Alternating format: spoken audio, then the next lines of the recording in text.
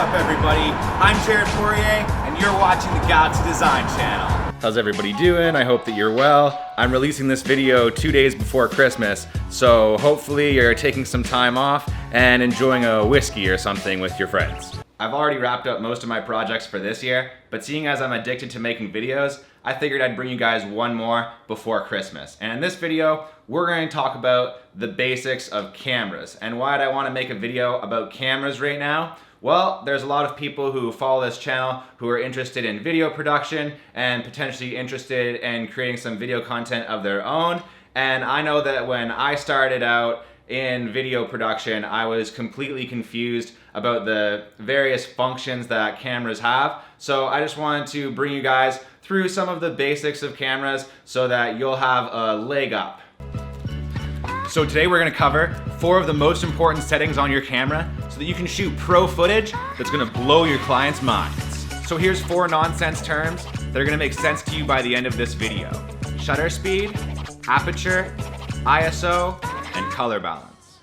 Okay, so let's start with shutter speed. And basically the way that a camera works is that inside the body of your camera, there's a sensor, and then when the sensor gets exposed to light, that's what actually creates a picture inside your camera, which then gets saved to your memory card or whatever. I think we can kind of all understand that. So with shutter speed, that actually allows us to control the little mechanism, the little shutter that exposes the sensor to the light. And with shutter speed, you actually have control of the amount of time that that sensor is allowed to be exposed to light. And that actually gives you a lot of control in terms of the type of image that you can produce. I just checked and my camera actually allows a shutter speed anywhere from 30 seconds to 1/4000th of a second. So with those longer exposures, you're gonna be able to do stuff like astronomy photography where there's not a lot of light, so you need to expose the sensor for a longer amount of time. And then with those short exposures, you're gonna be able to do stuff like sport photography where the subject's moving very quickly. So how does this all apply to video? Well, with video, there isn't a physical shutter that comes down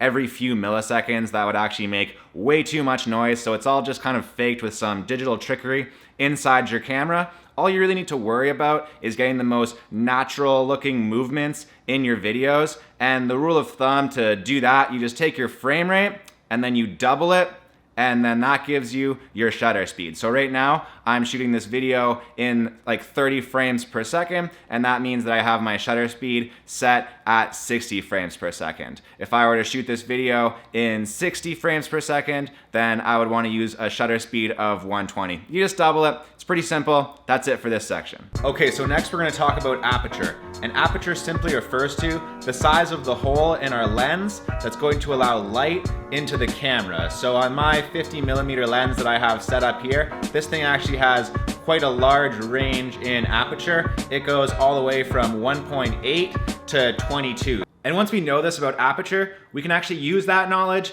to offset changes in our shutter speed. So let's say that you're trying to shoot a photo of something that's moving super fast, like a crane trying to get away from a crocodile. In that case, you're gonna have to use a super fast shutter speed, like 1/8000th of a second or something like that. And you might find that the scene looks a little bit dark. This is where we can change our aperture. So in that situation, you want to use like an f2 over like an f20. Okay, so now we're going to talk about ISO, which is great because in my opinion, that one's the easiest to understand.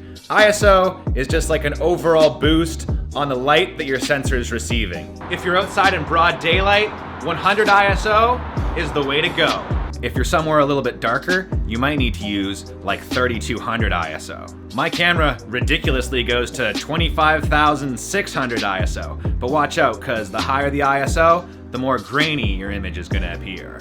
All right, we've covered shutter speed, we've covered aperture, we've covered ISO, and what does that leave? Well, white balance. And what is white balance? Well, white balance is something invented by camera scientists so that you can show the perfect white levels in your videos all the time. And you can see here that since I'm such a genius, I've set the white balance perfectly on this shot so that things that are white actually appear white. The reason why I was doing a weird voice for that last part is because our job as artists obviously isn't to just convey the world the way that it is, it's to express ourselves. And in order to do that, we can actually use white balance in a pretty interesting and artistic way we can set our white balance to make the image look a lot more blue, like it does right now with the color balance set to 2500 Kelvin, or we can make it look a lot more orange, like it does now with the color temperature set to 10,000 Kelvin.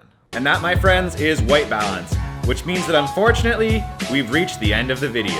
I hope that you guys enjoyed this video, and now that you know a bit more about how cameras work, I hope that you get out there and make some awesome video content of your own. I'll see you guys next week.